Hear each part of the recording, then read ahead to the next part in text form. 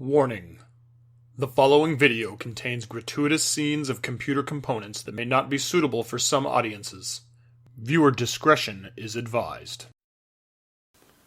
The NZXT S340 mid-tower computer case. You've seen the pictures, and you're beginning to think, I might like to buy one of those. But at the same time, you're a little unsure on if it's really the right case for you.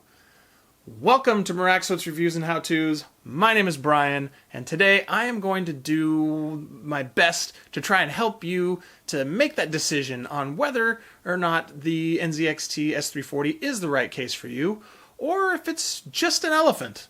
Fun to look at, but you really wouldn't want to take it home.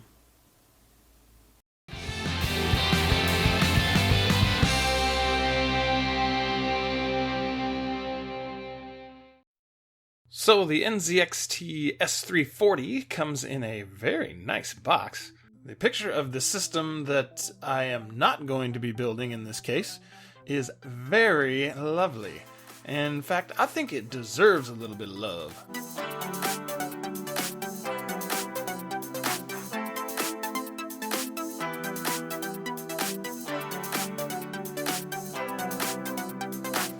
Alrighty. With all the packaging material and instruction manual and whatnot out of the way, before we start to really get into the meat and potatoes of this case overview, how about we get ourselves a nice whiff of that new case smell? With the S340, NZXT has decided to go with a very clean, minimalist design, which, in my opinion, looks very, very nice. The case measures 8 inches wide by 18.5 inches tall and 17 inches deep. The entire chassis is made from steel with what I find to be a beautiful matte black finish. The case does come in several different finishes, however. Right now we're looking at the matte black with red accent model. There is also a glossy all black version, matte black with blue accents, the razor version, and finally the white glossy version. The front of the case is completely bare other than the subtle NZXT logo down here. The left side panel is home to a large side panel window, which I am, of course, a fan of. The back of the case is pretty standard fare. You have a cutout for your motherboard's I/O shield, a rear exhaust fan, some expansion slots, and your power supply cutout. The right side of the case is beautifully boring, sporting that matte black steel side panel. The top of the case offers a little more for us to look at. There's a good-sized opening here for air intake, and it's here that NZXT has given us a little splash of our red accent color. Right next to that is the hard drive indicator light, a headphone and microphone jack, 2 USB 3.0 ports, and power button.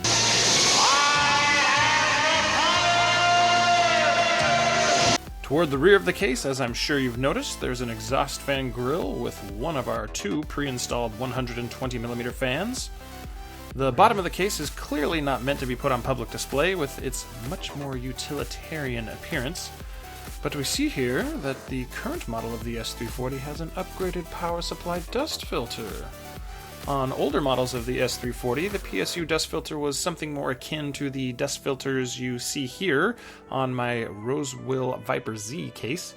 This model, however, has a much nicer sled-style filter that makes it much easier to remove and clean. Also, on the bottom of the case, we have the 4 legs of the case that give us a good 1 1/8 inch or so of space underneath, allowing our power supply plenty of breathing room. The legs are also equipped with these nice little rubber pads that keep the case from sliding around, as well as help provide some vibration dampening. On the exterior, I must say that this case looks beautiful, but it's now time to strip her down and take a peek at the insides, because like your mom always said, it's what's on the inside that counts. The front panel comes right off with a nice firm tug, and here we get an exhilarating look at the red plastic on the back side of the panel. Behind the front panel is the front intake dust filter, which attaches to the steel chassis by way of a couple of magnets located at the top of the filter. Side panel removal is a pretty standard affair. Loosen the thumb screws on the back of the case and slide the panel out of place, and oh my goodness, my nerd senses are tingling. The interior of the case is every bit as gorgeous as the exterior.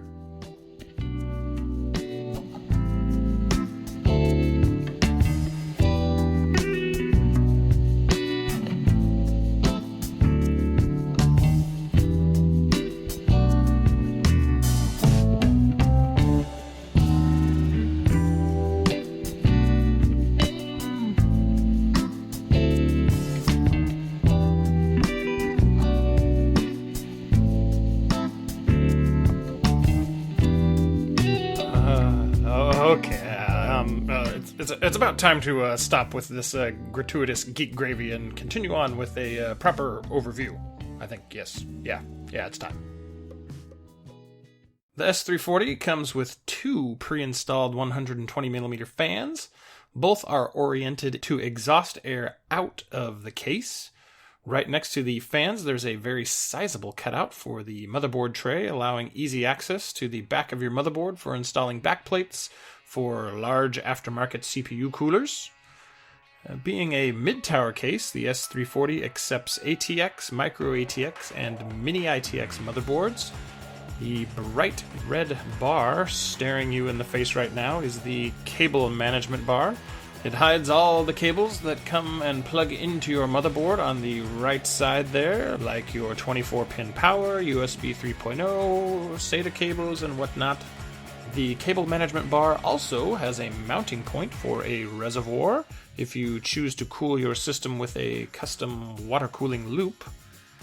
The back of the case has 7 expansion slots that can be individually removed to make room for your graphics card, sound card, or any other expansion device you may want to plug into your system. At the bottom of the case, we have a power supply shroud, which we'll take a look inside of when we take a look at the back side of the motherboard tray. On this side, we have 2 drive sleds for mounting 2.5-inch hard drives. NZXT got a little overzealous tightening down the thumb screws on these drive sleds, however, and I had to use a screwdriver to loosen them up. Just behind the drive sleds, we have some cable routing cutouts for passing the SATA and power cables through, as well as your front panel audio header and power button and hard drive LED wires. To the right of the drive sleds is a cutout that can be used for routing your PCIe power cables to your graphics card.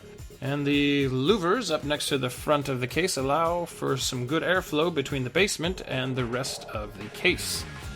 The front of the case is designed to accept 2 120mm or 2 140mm fans, and can also accept either a 240mm radiator or 280mm radiator for those of you who prefer the cooling power of H2O. Taking a look at the backside of the motherboard tray, you can see that NZXT has done some of the cable management work for us already, routing all of the front panel and fan cables. We also get a good view of all of our different little cutouts.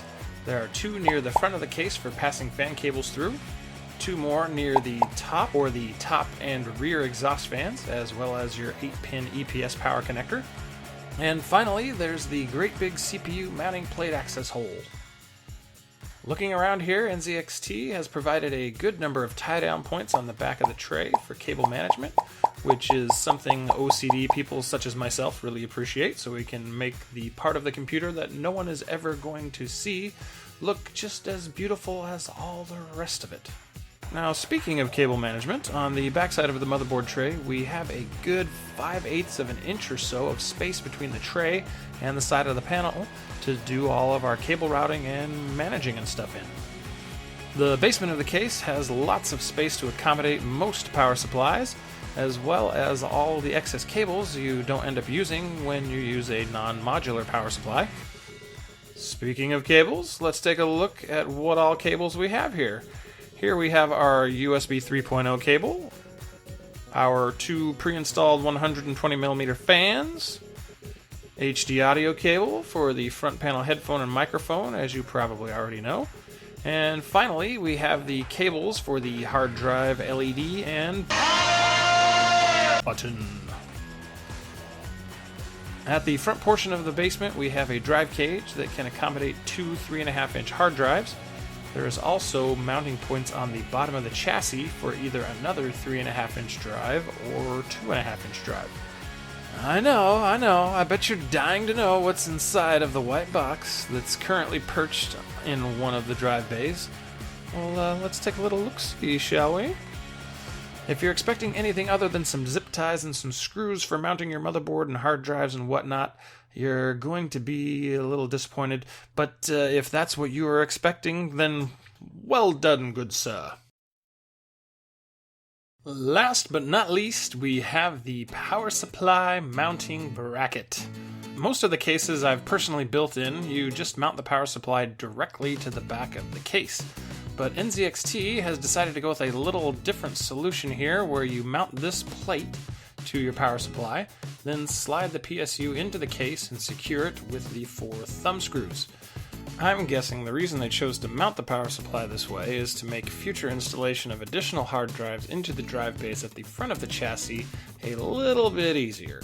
There's a mounting screw that needs to be put in on this side of the drive cage, and it's much easier to get to when the power supply and cables aren't blocking the way. Mounting the power supply this way allows you to quickly and easily pull the power supply straight out the back and free up that much needed workspace. And this leads me into my final thoughts. Now, there's only a few things about the case that I wish were different, so let's start with those. My number one complaint, I think that most PC enthusiasts out there are going to agree with me on this, is I wish that the case had toolless mounting hardware for the 3.5-inch hard drives. It just makes installing hard drives way easier, and not to mention, it gives the case a much more premium feel to it.